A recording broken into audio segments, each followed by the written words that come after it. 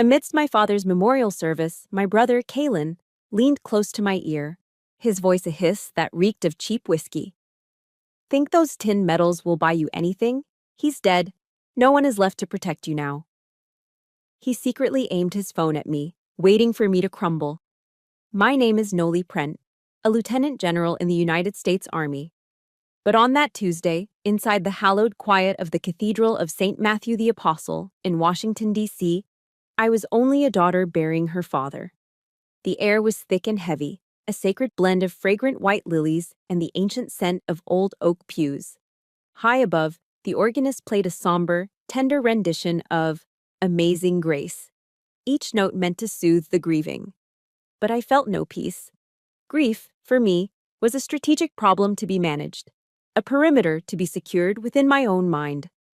I sat in the front row, my back ramrod straight, my eyes fixed on the flag-draped casket and the towering marble altar beyond.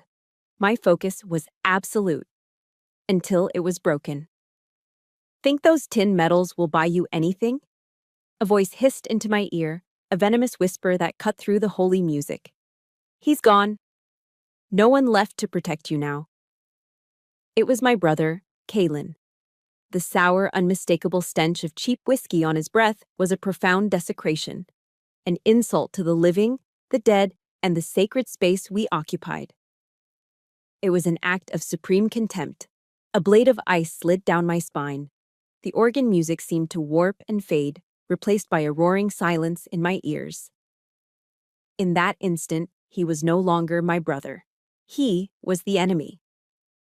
My training, honed over decades in the crucible of command, screamed one simple, overriding directive: do not react. A reaction was what the enemy wanted. It was the data they sought, the weakness they hoped to exploit. I did not turn my head. I did not flinch. My gaze remained locked on the golden crucifix, but my mind had already shifted, the gears of my consciousness grinding from a state of mourning to a state of war. I felt a subtle pressure on my left hand. My husband, Corb. Without looking, I knew he had registered the threat. He sat beside me, a 4-star general in his own right, a man whose perception was as sharp as my own. His hand shielded his movement as he slipped his phone into my lap, the screen already lit. The message was stark, typed in the military brevity we both understood. Don't react. Your brother is filming you. My pulse remained steady, a disciplined cadence. I slid my thumb across the screen just once, my fingers typing a single, cold word in reply: sundown. I pressed send. Corb gave a near imperceptible nod, and his fingers squeezed my hand, a silent transfer of strength and confirmation. The order was given. The sundown protocol, our pre-agreed-upon contingency for high-threat situations at public events, was now active. It meant internal threat identified, hostile surveillance confirmed, neutralize silently. Instantly, I could feel an invisible network stir around us. The counteroffensive had begun, executed with the clean, lethal precision of a drone strike. The organs swelled, the familiar, powerful chords of Amazing Grace providing perfect cover for a battle being waged without a single gunshot. Throughout the pews, 8 operatives from a special operations unit, all disguised as mourners, began to move with practiced grace. I tracked them with my peripheral vision. A silver-haired woman, who looked for all the world like a retired history teacher from Richmond, Virginia, drifted past a man in a dark suit who was discreetly holding his phone. "Excuse me, sir," she murmured, her voice soft with a southern accent. "I believe you dropped this." As he looked down in confusion, her hand moved in a swift, fluid motion.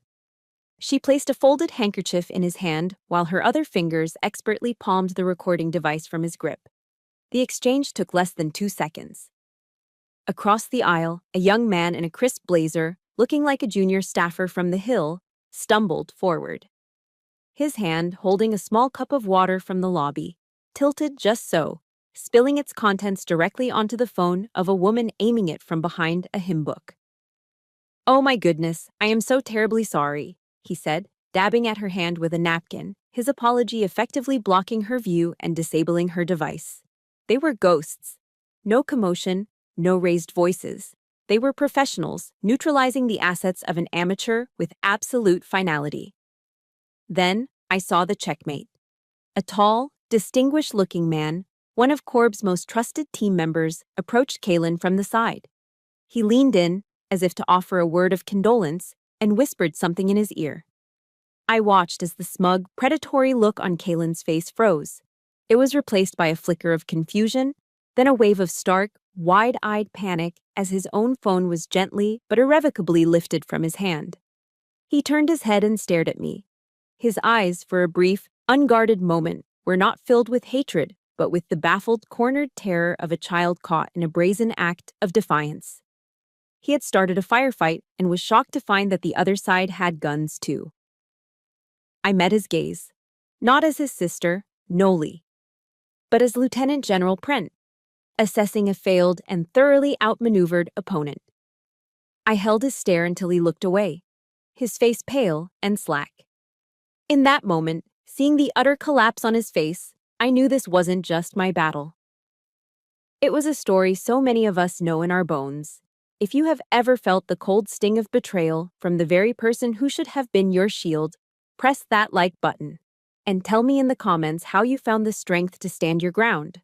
The threat was neutralized. The enemy was in disarray. But as the last mournful note of the organ faded into the cathedral's vaulted ceiling, a single strategic question lodged itself in my mind, sharper and more painful than any piece of shrapnel. Why? This wasn't a spontaneous act of drunken cruelty. This was a planned operation. This was the opening shot of a war. Why today, in this place of all places? The answer, I knew with chilling certainty, wasn't here in the present. It was buried deep in the past, on a map of scars my own father had helped to draw. Sleep did not come that night. In the profound silence of our Arlington home, I stood before the large bay window in my study, watching the distant, glittering lights of Washington, D.C. reflect off the dark, serpentine surface of the Potomac River. The question from the cathedral, why, was a persistent echo in my mind, a ghost that refused to be still. And as I stood there, the past answered, rising not as a flood, but as a series of precise, painful exhibits. The first memory took me back to a Thanksgiving dinner. I had just returned from my first deployment in Iraq, still carrying the desert dust on my soul.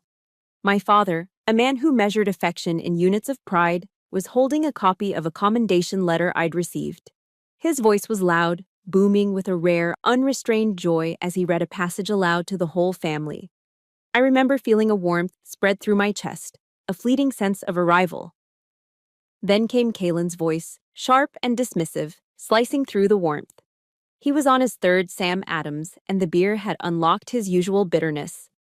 "Oh, a war hero," he sneered, a cruel smirk twisting his lips. He raised his bottle in a mock toast. "Congratulations, sis. You've mastered the art of following orders, but in the real world, where people use their brains to make money, not just their muscles, you think you'd last a single day." The words stung, but what truly wounded me was the silence that followed. My father's booming voice fell quiet. He folded the letter, his gaze dropping to the table. He said nothing, not a single word of defense. He just moved on, asking someone to pass the mashed potatoes. In his silence, Kalen's insult became a verdict. The message was clear. My world, my sacrifices, were lesser. They were not worthy of a fight at the family dinner table. I felt a profound sense of loneliness, an invisible wall rising between my father and me. The second memory was colder, sharper. It was the day my acceptance letter to West Point arrived. It was a monumental achievement, a gateway to the life I had always envisioned. But Kalen saw it as a declaration of war on his own sense of self. He snatched the newspaper that had printed my name in a small local announcement and threw it down on the kitchen counter. The paper slid across the granite, a flimsy testament to my triumph. "You really want to live the life of a man, don't you?" he said, his voice dripping with a contempt that felt like acid. "Short hair, screaming on some drill field. It's pathetic. You'll never find a man who can handle a wife who's more of a man than he is." His words were a slow-acting poison, designed to seep into the core of my identity, to attack my very womanhood. For years, that poison worked. It created a flicker of doubt, a quiet insecurity that I had to fight just as fiercely as any enemy on the field. It was a scar I carried, hidden beneath my uniform. It was only years later that I met Corb, a man strong enough to see the general and the woman, and love them both without condition, without fear. He saw the scar and didn't try to hide it. He honored it as part of the map of who I was.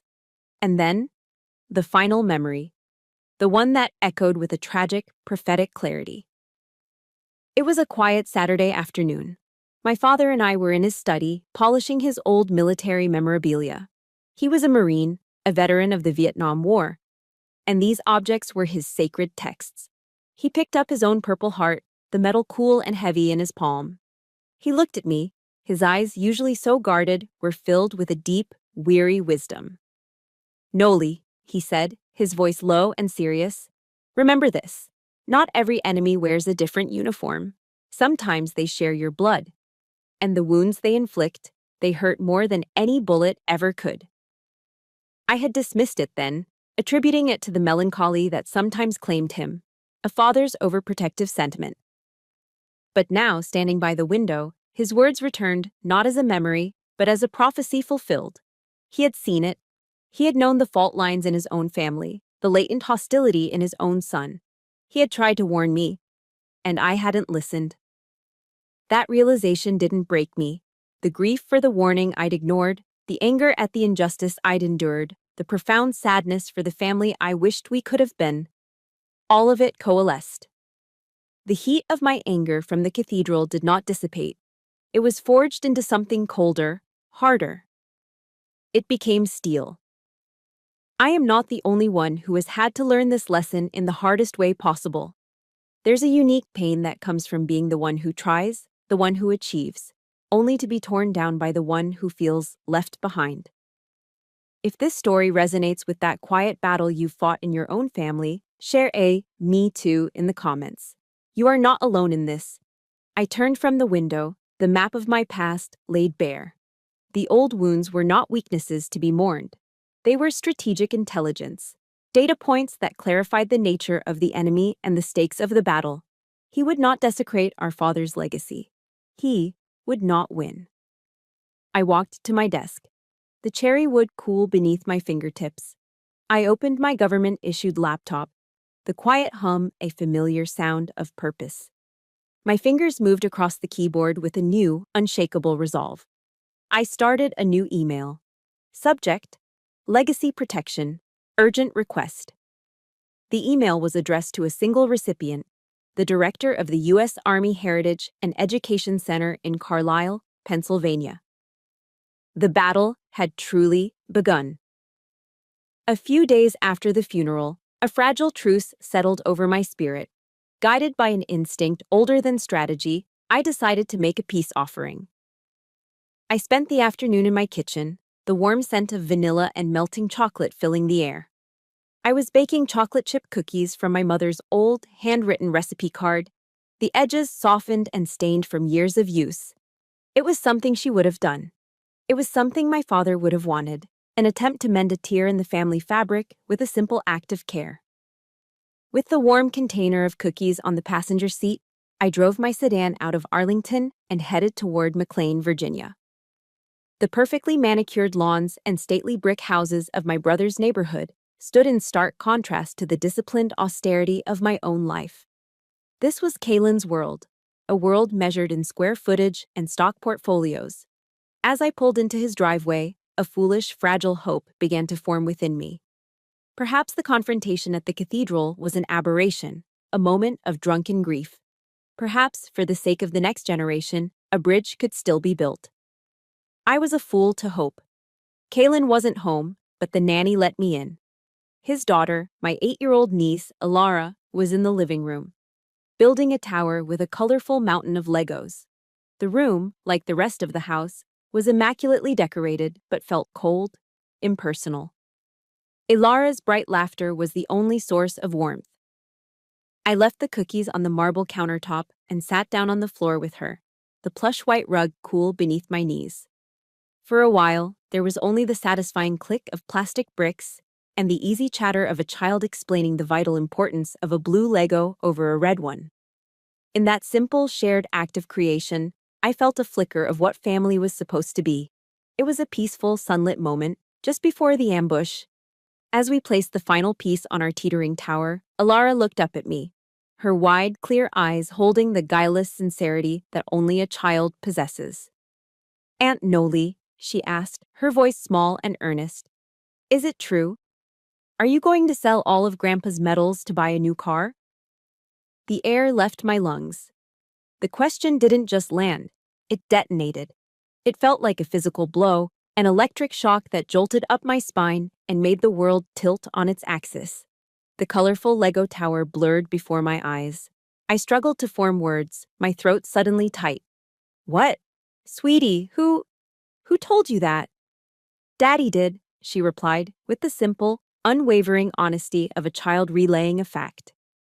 "He said you don't care about those things, that you only care about your job at the Pentagon. He said Grandpa would be very sad." The cruelty of it was breathtaking.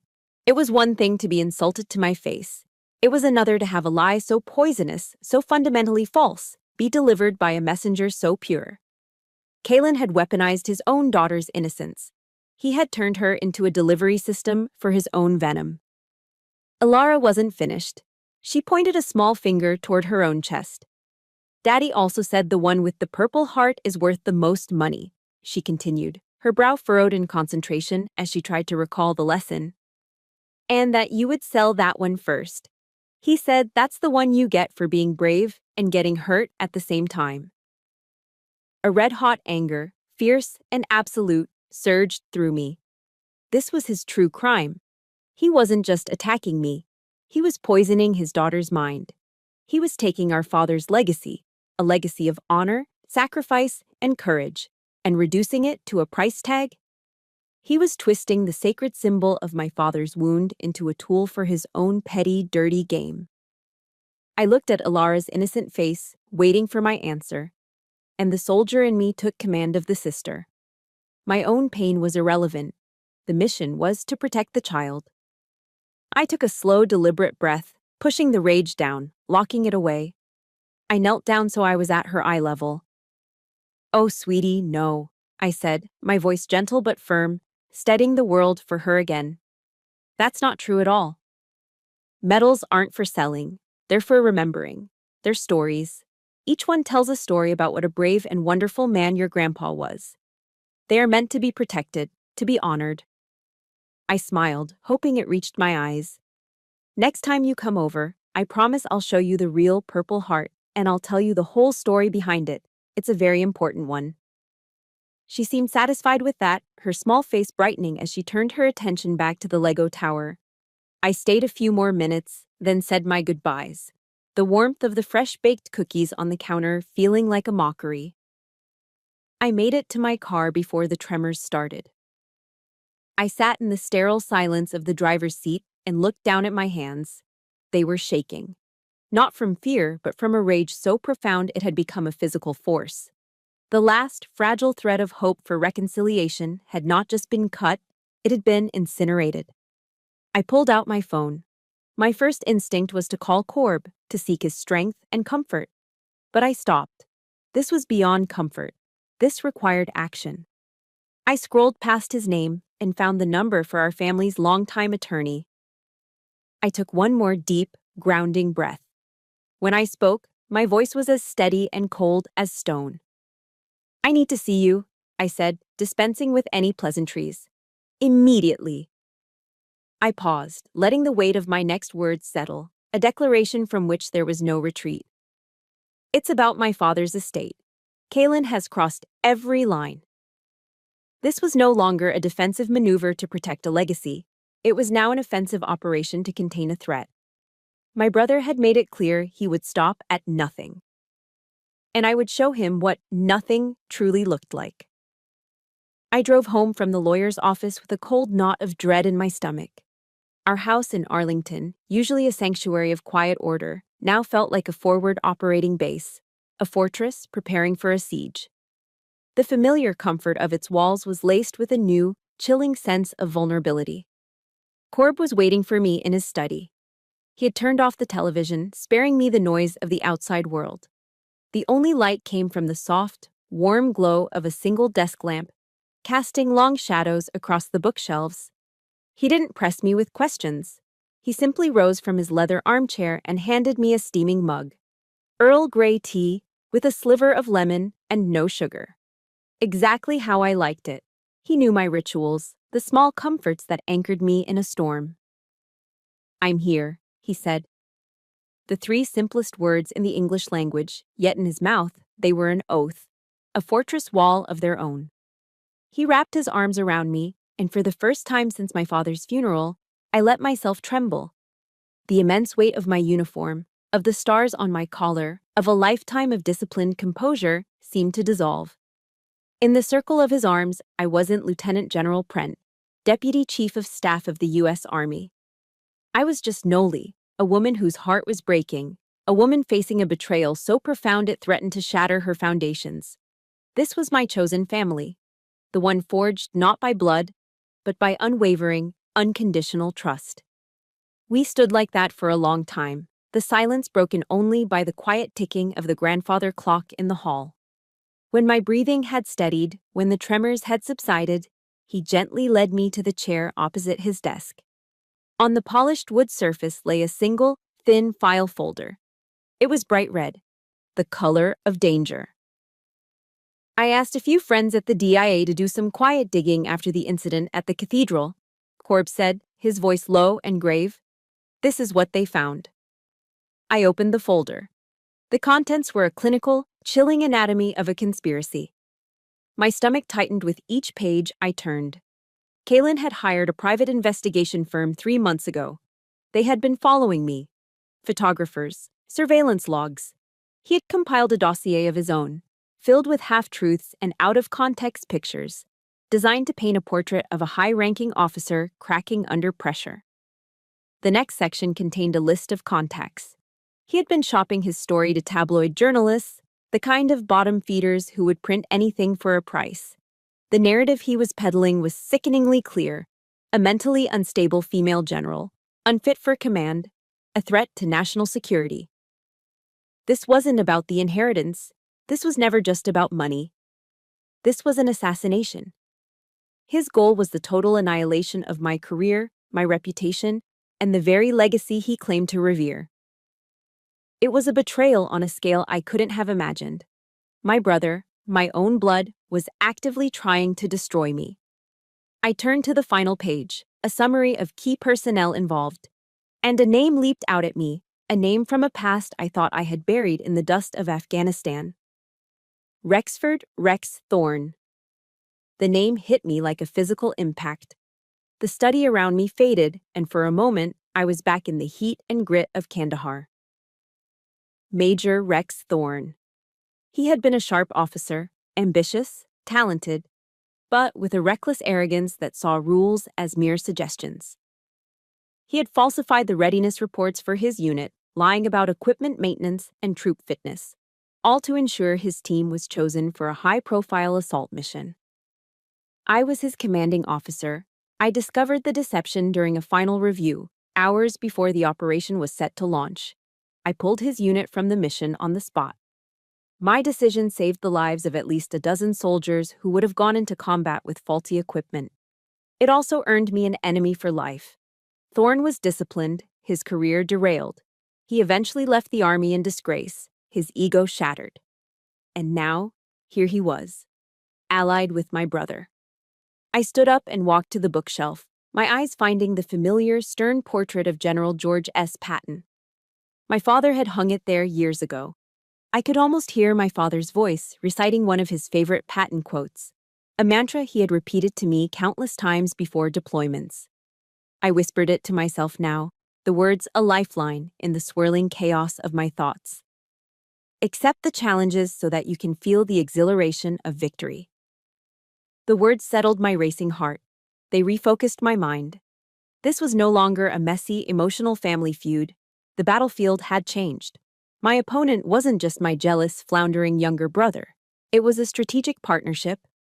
Kaylin provided the motive and the intimate knowledge of my vulnerabilities. Thorne provided the professional expertise in deceit and a burning personal desire for revenge. He understood the machinery of the Pentagon. He knew how to weaponize information, how to turn public perception into a battlefield. I turned back to Corb. He was watching me, his expression calm and steady, waiting for my lead. He saw the shift in my eyes the moment the grieving daughter receded and the commander returned. The steel was back in my spine. "All right," I said, my voice sharp once more, stripped of all tremor, all doubt. "The real battle begins now." 2 weeks later, I received an invitation.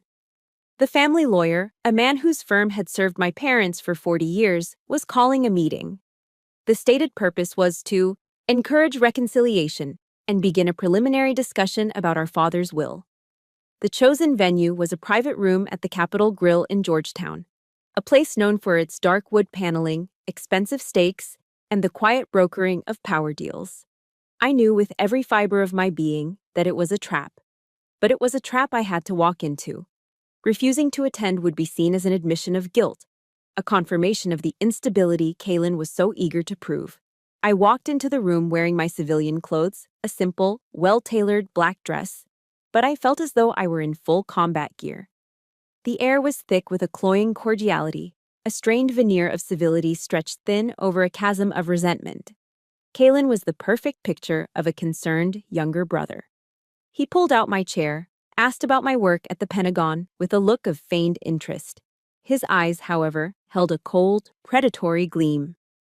My aunts, uncles, and cousins were scattered around the large circular table.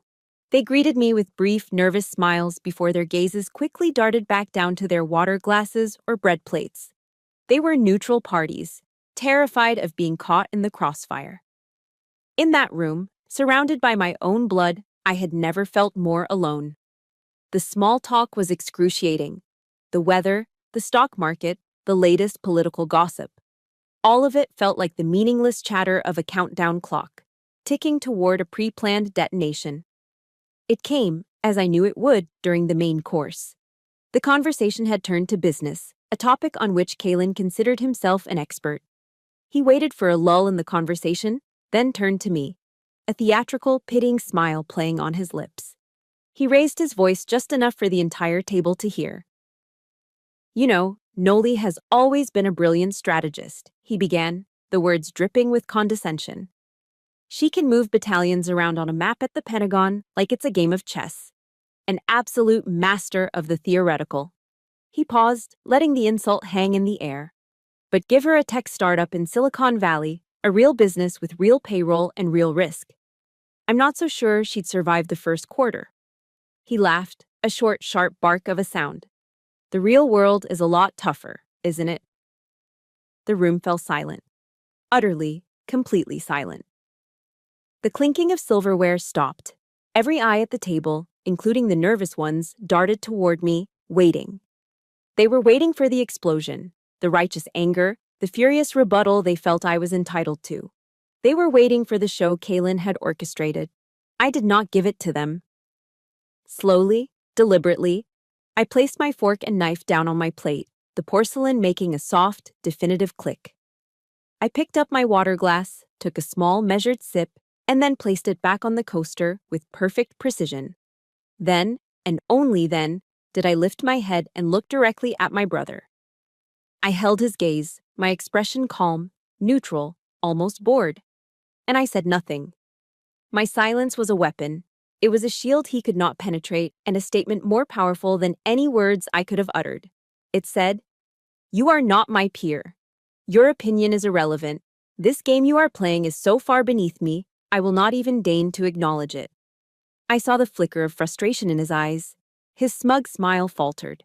He had thrown his sharpest dart, and it had bounced off harmlessly. I glanced to my left. Corb was looking at me, his face impassive, but his eyes conveyed a clear message. "Excellent work. Hold the line." That silent exchange was my reinforcement. It was all I needed. In that moment of quiet defiance, I had won the engagement. The rest of the dinner passed in a haze of awkward, stilted conversation. Kaylin didn't try another attack. He had lost his nerve. We were the first to leave. As soon as the doors of the private room closed behind us, I felt the tension in my shoulders begin to ease. In the hushed, carpeted hallway, Corb took my hand. We didn't speak until we were in the car, the engine a low hum in the quiet of the parking garage. The sting of the public humiliation was still fresh, a dull ache in my chest.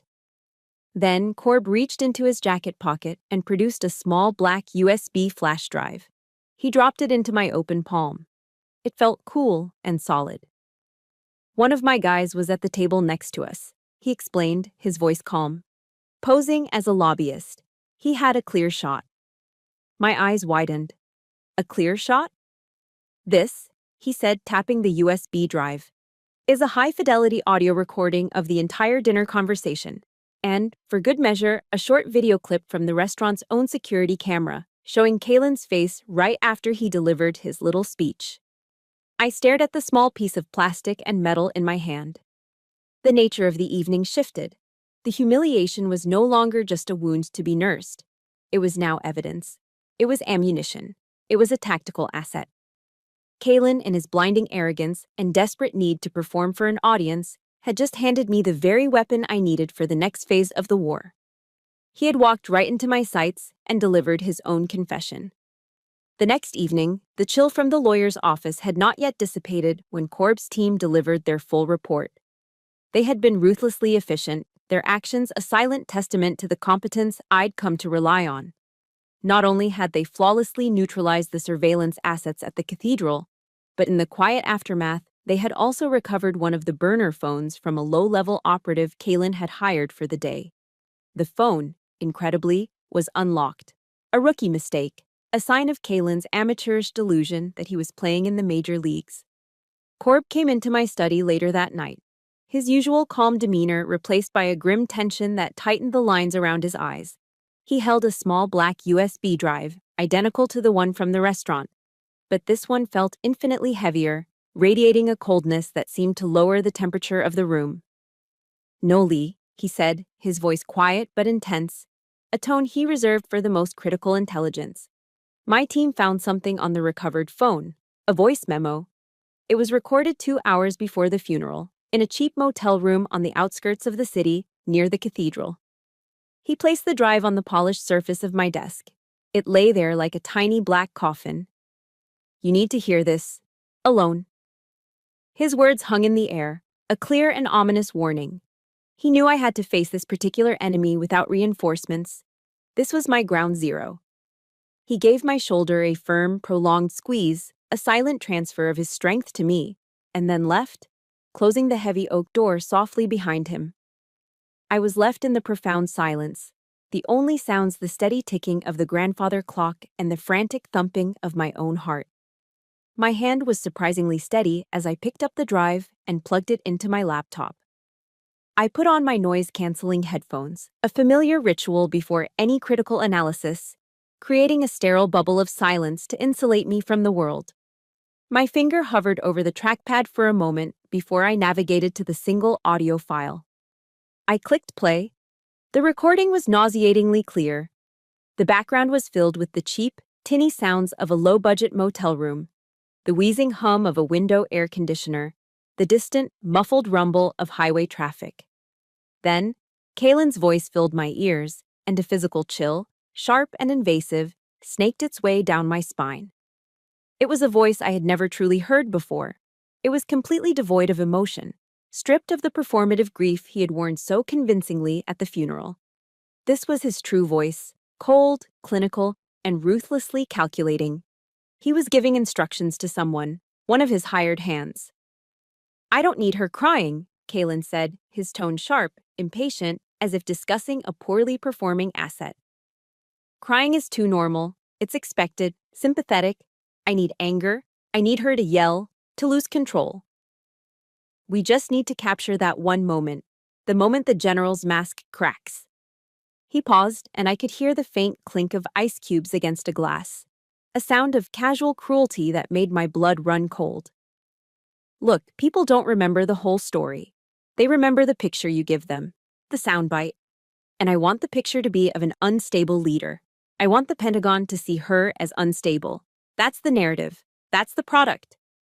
A different voice, rougher, asked a hesitant question. What if she doesn't react? I heard she's got a reputation for being made of ice. Kaylin laughed. It was a horrifying sound, dry and reptilian, completely without humor or warmth. It was the sound of pure, predatory amusement. Oh, she'll react, he said with absolute, chilling confidence. I know my sister's weakness. It's not her career, it's not the money. It's our father's honor. I'm going to poke her right there. I'm going to use his memory to break her. I ripped the headphones from my head as if they were on fire, throwing them onto the desk. The sound of my own ragged breathing filled the silent room. A violent wave of nausea, acrid and overwhelming, rose in my throat. I leaned forward, bracing my hands on the cool wood of the desk, fighting the physical urge to be sick. It was over. The war inside me was over. Any last, microscopic shred of hope, any lingering, sentimental fantasy that this was all just a manifestation of petty jealousy, a stupid, misguided cry for attention from a brother lost in my shadow. It all dissolved, burned away by the acid of his words. This wasn't a misunderstanding. This wasn't grief-fueled anger. This was pure, unadulterated malice, meticulously planned and ruthlessly executed. This was a character assassination, a cold-blooded conspiracy. He was willing to desecrate our father's memory, the very thing he accused me of disrespecting, as a calculated tool to ruin me. The pain that followed was immense, a white-hot agony that threatened to incinerate me from the inside out. But in the crucible of that pain, something else was forged. The anger and the hurt didn't explode into tears or screams of rage. They didn't make me weak. They compressed. They superheated and then flash froze, hardening into something new. Something cold, solid, and lethally dangerous. I stood up from my desk, my movements no longer tired or hesitant, but sharp and precise, imbued with a terrible new purpose. I walked to the heavy steel safe hidden behind a bookshelf, spun the dial with practiced institutional familiarity, and pulled the door open. I placed the new USB drive inside, alongside the one from the restaurant and the red DIA file, a trinity of evidence. I closed the heavy door, the solid thud of the bolt locking into place echoing the finality of my decision. There was no going back. My gaze fell upon the formal portrait on my wall, a picture of me in my dress uniform, the flag of the United States of America, a field of stars and stripes behind me. I looked into the eyes of the woman in the photograph. I was no longer fighting for myself. I wasn't even fighting solely for my father's legacy anymore. This had become bigger than that.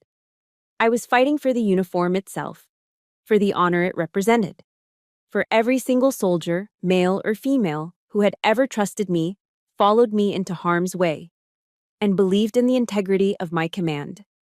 He had not just attacked Noli Prent. He had attacked a lieutenant general of the U.S. Army. And that was a declaration of war he was not prepared to win. I picked up the secure line on my desk, my fingers dialing my lawyer's number from memory. He answered on the second ring. My voice, when I spoke, held no trace of the woman who had trembled in her husband's arms just the night before. It was the voice of a commander on the eve of battle. Clear, unwavering, and absolute. We have enough, I said. Prepare for war. The days that followed were a whirlwind of strategic preparation. My lawyer's conference room, with its mahogany table and views of the Potomac, was transformed into a veritable war room. A large whiteboard dominated one wall, covered in a complex web of evidence, timelines, and legal precedents. We had the voice memo from the motel, our smoking gun. We had the audio and video from the Capitol Grill. We had Kaylin's precarious financial records, showing a man desperate for an infusion of cash. We had sworn affidavits from the operatives who had witnessed the coordinated surveillance at the funeral. The case was strong, a fortress of facts. And yet, as I stood before that board, I felt a nagging sense of incompleteness. There was a missing piece to the puzzle. Our evidence could prove what Kaylin did, and the financial records could suggest why. But it couldn't fully explain the depth of his malice, the sheer, self-destructive poison that drove him. To win this war decisively, I didn't just need to defeat Kaylin. I needed to understand the battlefield of his mind. The answer, I realized, didn't lie in more surveillance or financial forensics. It lay in memory. The next morning, I drove to Old Town Alexandria, to a small, quiet coffee shop with cobblestone streets outside its windows. I was meeting Sarah Gallo, my mother's best friend. She was a woman with kind eyes and a memory as sharp as a tack, a living library of my family's history. She had held me as a baby and watched Kalen take his first steps. He was always the forgotten one, Sarah said, stirring her cappuccino, her voice gentle but clear. Or at least, that's how he felt. She told me things I'd been too busy or too self-involved to see. She spoke of how, when I received my first medal, Kalen, who had just closed his first small business deal, received only a brief, distracted pat on the back from our father. When my face was in the local paper for a promotion, Dad had proudly cut out the article and taped it to the refrigerator door. Kalen's small business successes were met with a simple, "That's nice, son." Your father loved you both nobly, fiercely, Sarah explained, her eyes full of a sad wisdom. But he was a soldier. He only knew how to speak the language of a soldier's pride, medals, ranks, tangible achievements. He didn't know how to praise the quieter victories of a civilian son. Kalen never understood that. His wound isn't from a lack of love. It's from a lifetime of feeling unseen, of craving a validation that his father didn't know how to give. Sarah's words didn't excuse Kalen's actions. There is no excuse for such cruelty. But they provided the missing piece: motive. A motive born of a deep, festering wound of perceived inadequacy. He wasn't just trying to get money, he was trying to burn down the monument he felt he could never measure up to: me. And with that understanding came a new, cold strategic idea. The enemy of my enemy could be my friend. If Rex Thorne was Kalen's partner in this, a man driven by his own humiliated pride, then it stood to reason he had left a trail of other victims. He wouldn't have changed his methods. I put Corb's intelligence team to work. They scoured old service records, military forums, and social networks, searching for anyone who had filed a complaint or suddenly left the service after a tour with Thorne. It took them less than 48 hours. They found a name: Anya Sharma. A former captain in Army intelligence, sharp as a whip. Her career had been on a fast track to promotion until she served under Thorne. After she rejected his unwelcome advances, he began a quiet, insidious campaign against her. He spread rumors about her competence, questioned her judgment in reports, and sabotaged a critical project she was leading. She was investigated. Though cleared of any wrongdoing, the damage was done. Her reputation was tarnished, her momentum stalled. She left the Army a year later, another silent casualty of a toxic leader. I made a decision. This wasn't a task for a lawyer. This required a personal touch. The next day, I drove north to Baltimore. I found Anya Sharma working as a senior logistics manager for a large shipping company, her office overlooking the bustling port. I had left my uniform at home. I walked in not as a general, but as a woman who understood the sting of injustice. She was wary at first, her eyes guarded as I introduced myself. She had built a new life, and I was a ghost from a past she had tried to bury. I know what Rex Thorne did to you, I said simply, getting straight to the point. I've seen the records, and I need you to know that he's doing it again. He's allied with my brother, and they are trying to destroy my career using the same playbook of lies and rumors he used on you. I saw a flicker of old pain in her eyes. I held up a hand. I am not here to ask you to testify. I am not asking you to dredge up a past that cost you so much. I am here to tell you that you are not alone, and to promise you that this time, he will not get away with it. Anya was silent for a long time, her gaze fixed on the ships moving slowly in the harbor below. I could see a decade of buried anger and frustration churning within her. When she finally turned to look at me, the guardedness in her eyes was gone. It had been replaced by a hardened, glittering resolve.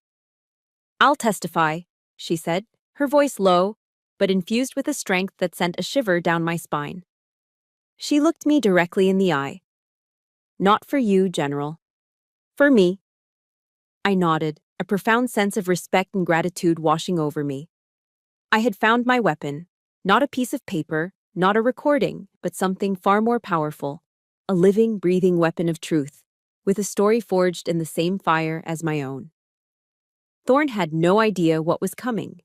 The attack came without warning. It was a Tuesday morning. I was in the middle of a high-level briefing at the Pentagon, discussing logistical challenges for our forces in Eastern Europe. The room was sterile, windowless, the air humming with the quiet efficiency of national security. Suddenly, my aide's phone, set to silent, began to vibrate against the polished conference table, a frantic, insistent buzzing that refused to stop. He shot me an apologetic look and glanced at his screen. I saw the color drain from his face. He leaned over and whispered, his voice tight with alarm, "General, you need to see this, now." He slid the phone in front of me. And there it was. A 15-second video, already rocketing across Twitter, Facebook, and every military forum imaginable. The video was a masterpiece of malicious artistry. It showed a woman who looked exactly like me, standing in what appeared to be my office. I, or the digital puppet bearing my face, was holding my father's purple heart. The lighting was dim, casting my features in a harsh, unflattering light. The camera zoomed in as my hand, with cold indifference, dropped the metal into a trash can. Then came the audio, a voice that was mine, yet chillingly devoid of my soul. An AI-generated clone that said with flat disdain, "It's just a useless piece of metal." My mind raced, trying to deconstruct the lie. I recognized the clip of me holding the metal. It was from a private family video taken years ago when I was showing it to Alara. The clip of me dropping something into the trash was from a recent office cleanup day, tossing out old paperwork. But Thorne's digital butchers had stitched them together, creating a seamless, horrifying fiction. To the millions of people who would see it, it was real. The firestorm erupted instantly. My aide's phone was just the first tremor of the earthquake. Within minutes, the digital world was ablaze. The hashtags were brutal, designed for maximum damage. Disgraced general. Stolen honor. They spread like a virus. Veterans groups, men and women I'd served with and for, released statements of outrage. Politicians from the opposing party, smelling blood in the water, called for an immediate investigation into my fitness for command. And the comments? The comments were a tidal wave of hatred. "Traitor! She spits on every soldier's grave, unfit to wear the uniform. Strip her of her rank and dishonorably discharge her." Each word was a physical blow. I felt the air being sucked from my lungs. The briefing room, with its maps and charts, felt like a distant, irrelevant planet. My world had shrunk to the glowing screen in front of me, a portal to my own public execution. Corb's team confirmed my worst fears within the hour. The video hadn't just gone viral. It had been strategically seeded and amplified by a network of bot accounts and anonymous influencers, all traced back to shell corporations linked to Rex Thorne's law firm. This wasn't a random outburst. This was a nuclear strike on my honor, my career, and my soul. I excused myself from the briefing and returned to my office. I sat behind my desk, the door closed, and watched the world burn. The phone on my desk rang incessantly. Emails flooded my inbox. The digital walls were closing in, the noise of the mob growing louder with every passing second. I felt a profound sense of powerlessness, a feeling I hadn't experienced since I was a young lieutenant pinned down by enemy fire. I had dedicated my entire adult life to serving this country, to protecting its people. And now, those very people were tearing me to shreds, sharpening their pitchforks based on a lie fabricated by my own brother and his sociopathic partner. The door to my office opened. It was General Mark Allen, the Army Chief of Staff, my direct superior. He was a stern, weathered man who had seen combat in 3 different decades. He walked in, his face an unreadable mask, and my heart sank. This was it. The end. He didn't speak. He walked over to the coffee machine in the corner, poured a fresh cup into a clean mug, and placed it on my desk in front of me. "I know this is a hit job, Noli," he said, his voice a low, steady rumble. "It's a classic information warfare tactic. Vile, but effective." He looked me straight in the eye. "Don't let it break you. We've seen your file. We know who you are. The army stands with you. Do what you need to do to fight this." His words were a lifeline. In the midst of the hurricane, his simple act of trust, of faith, was an anchor. It didn't stop the pain, but it stopped the freefall. The support from the institution I had given my life to was the shield I needed. But my strategy had to be perfect. Kaylin and Thorne were waiting for me to panic.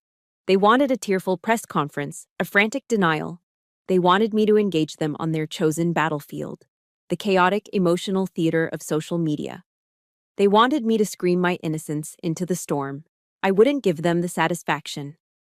I sat there, the hot coffee mug warming my cold hands, and I began to think like a commander again. You cannot reason with a firestorm. You cannot debate with a digital mob. You can only cut off its oxygen. You have to change the terrain, force the enemy onto your ground, a place where their weapons are useless. The stage for our counterattack would not be Twitter or Facebook. It would be a place where lies wither under oath and truth, cold and hard, has the final, unassailable word. A courtroom.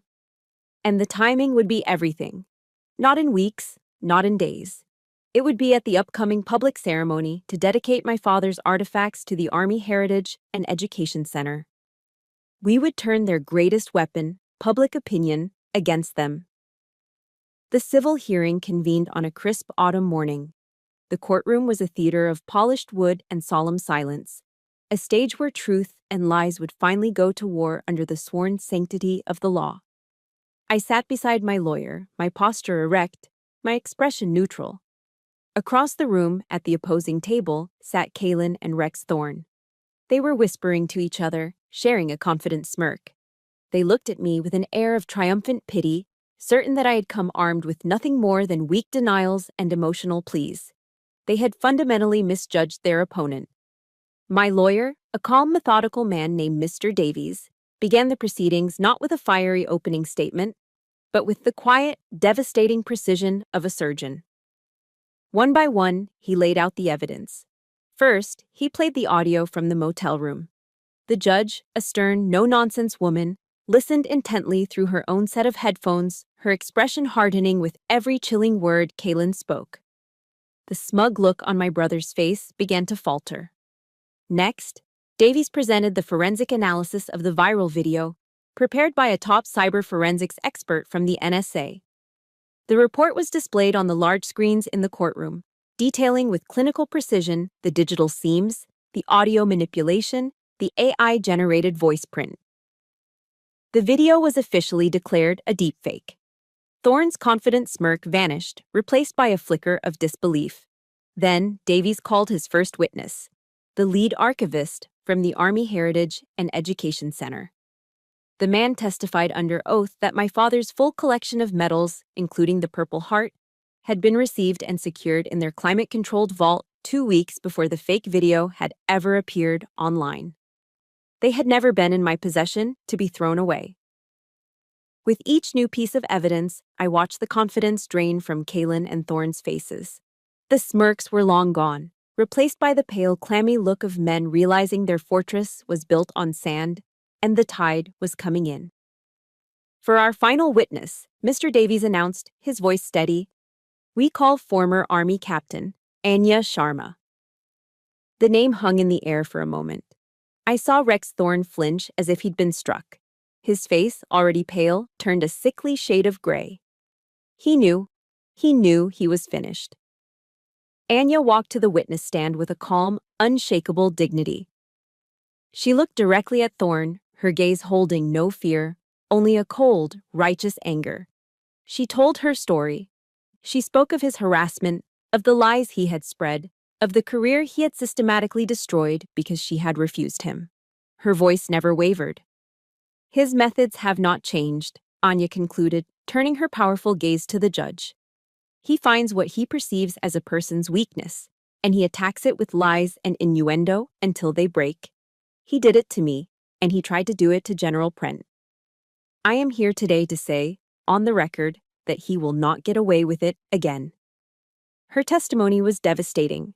It didn't just support my case, it annihilated Rex Thorne's character, exposing him as a predatory, vindictive coward.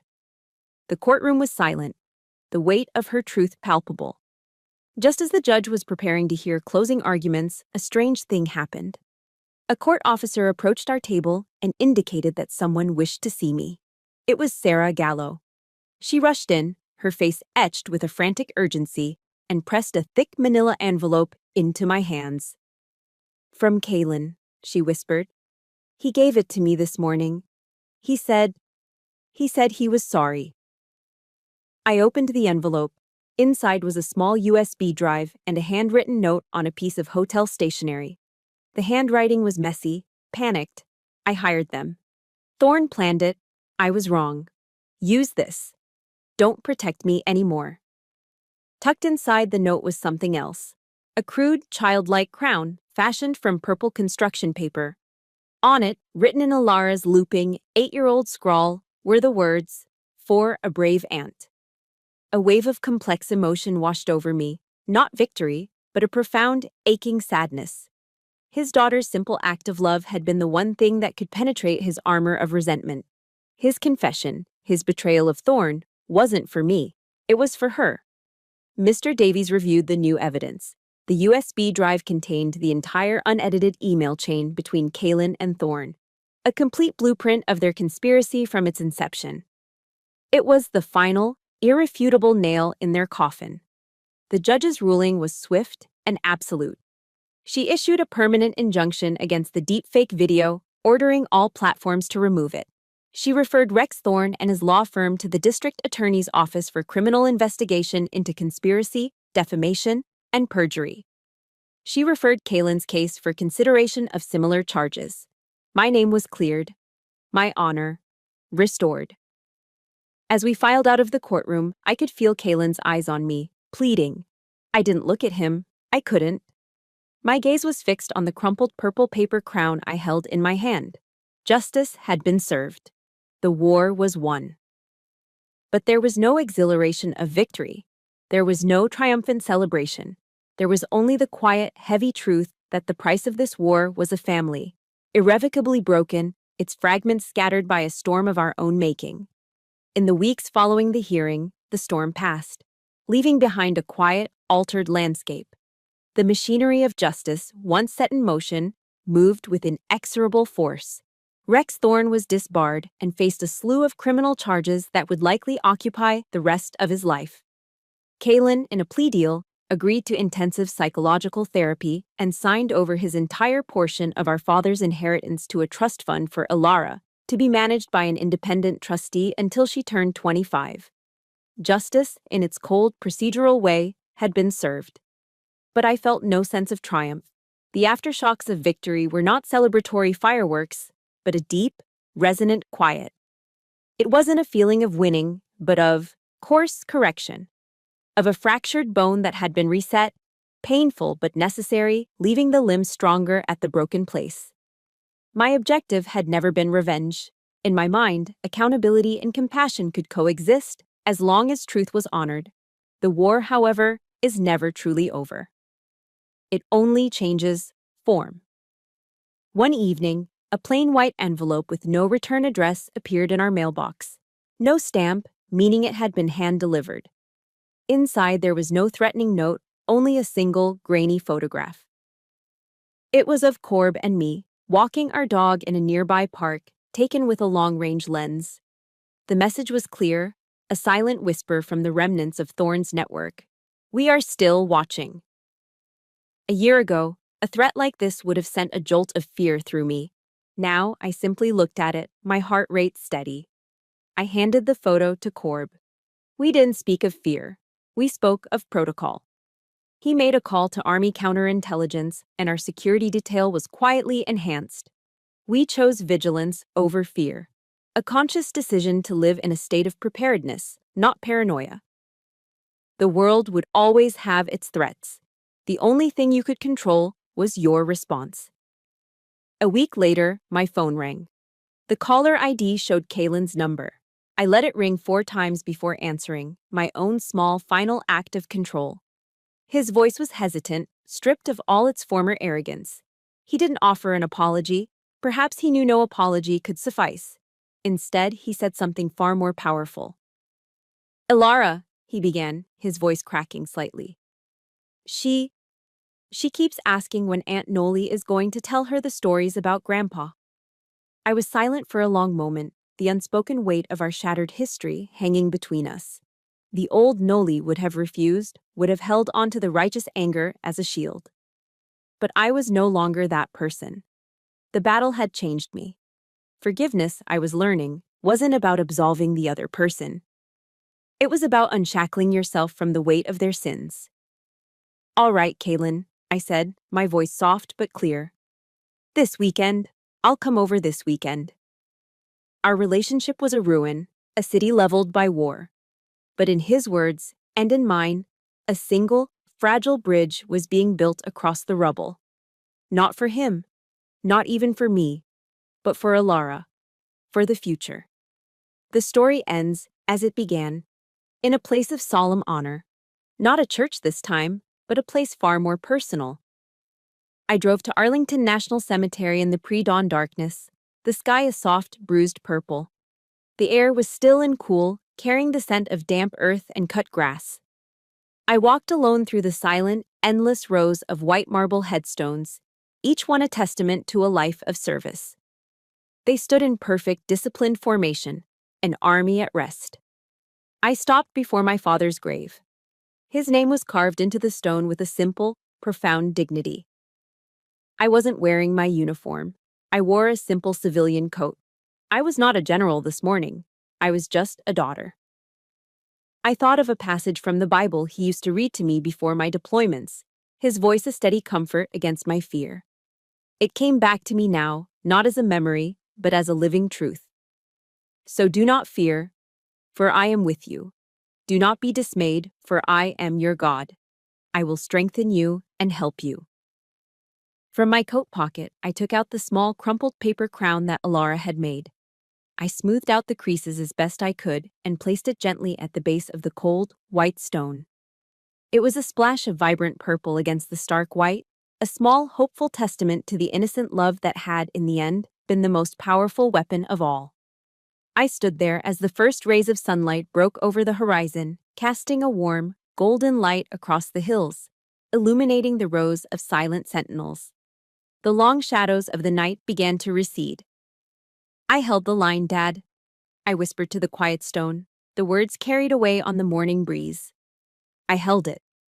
The promise had been kept. The sun rose higher, promising a new day, a day of peace I'd fought for, and finally had found. My journey to that dawn at Arlington was long and fraught with battles I never expected to fight. But I know my story is not unique. It is a testament to the fact that honor is not the absence of attack, but the courage to stand up again, stronger, at the broken places. If this story has given you a measure of strength or solace, I invite you to stay. Subscribe to the Chosen Revenge channel, where we believe every story of resilience deserves to be heard, and every survivor deserves to know they are not alone.